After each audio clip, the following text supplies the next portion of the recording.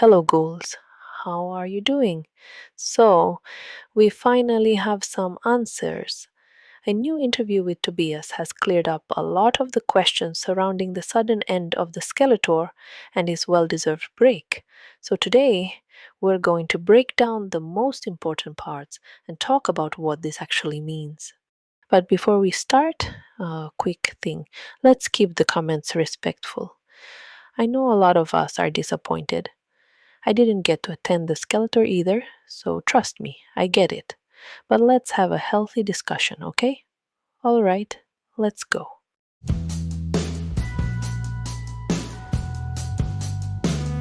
In a recent interview with the radio show Full Metal Jackie, aired February 21st, 2026, Tobias talked about three main things: the Skeletor, taking a break, and what's coming next. First, the tour. He was very honest about what happened. The production was just too big to bring everywhere, and he didn't want to scale it down because he wanted every fan to get the same experience.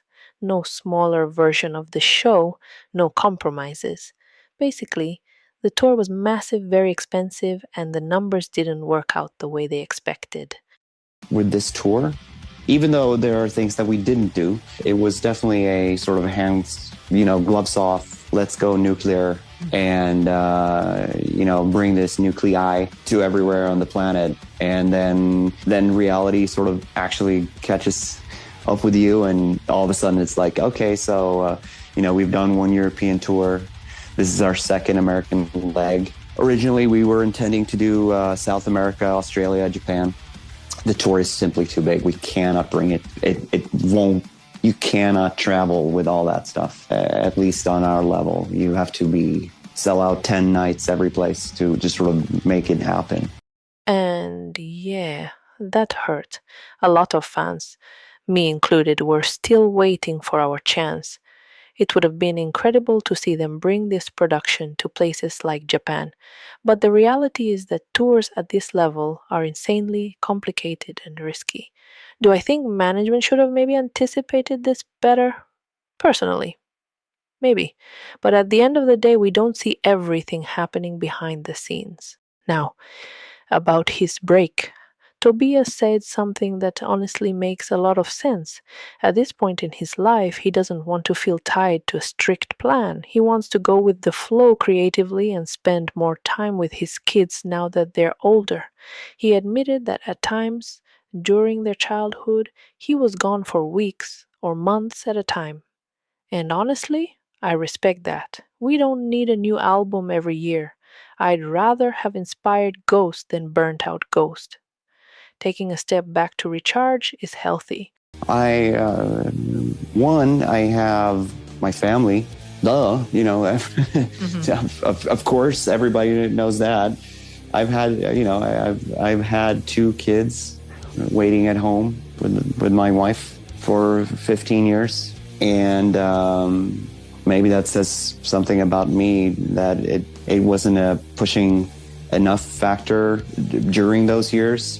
Believe me, I felt bad. But I've definitely come to a point where not only do I feel physically and mentally a need to be home, simply because they're 17. They're not going to be around for an eon.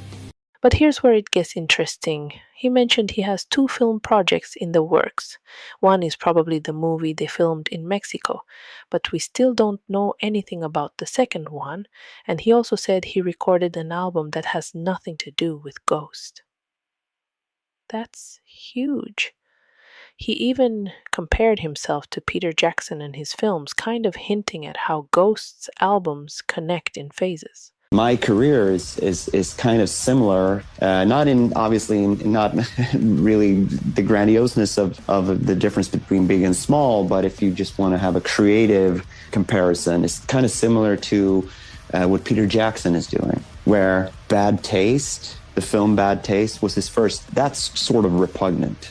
And then, Brain Dead is kind of opus eponymous, and Ghost's latest records are kind of like Lord of the Rings, Tintin. Like, it's just like you're just snapping me at a different point in time when I'm just doing different things. And you learn stuff, and your MO will differ and expand. And for every new project that you're walking into, you will have a little bit of do's and don'ts.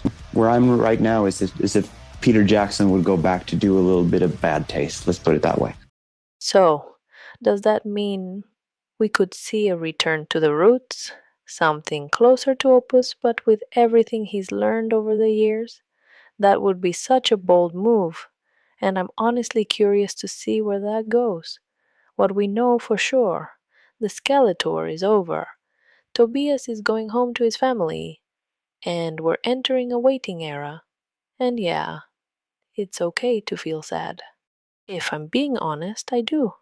I've been saving money since my show was cancelled in April, so I completely understand that little heartbreak some of you might be feeling.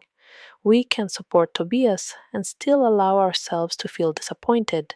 Both things can exist at the same time. At the end of the day, this is business.